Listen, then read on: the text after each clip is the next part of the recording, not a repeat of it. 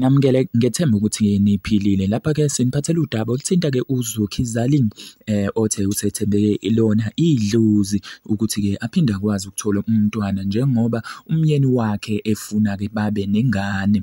Njengoba-ke umbona laphayana-ke esithombeni-ke owayengumsakazi we-Rise FM nosengumelaphi-ke wendabuko uthe yize enesifo-ke esibizwa nge-Graves esiphazamisa-ke ukusebenza kwezitho zakhe zomzimba, kodwa-ke usenethemba lokuthi-ke idlozi-ke lizokwazi ukuthi-ke limsize njengoba limtshelile.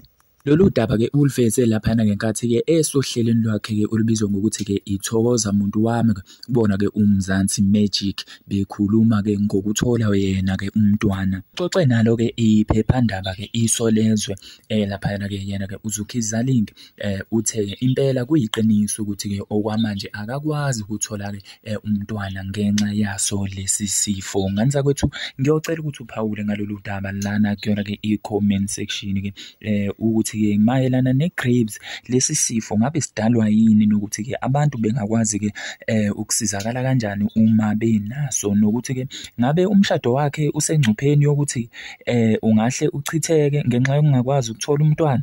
Kuthini ukuphawula kwakho kulolu daba? Siyocela ukhomente kuyona-ke i-comment section la ngezansi.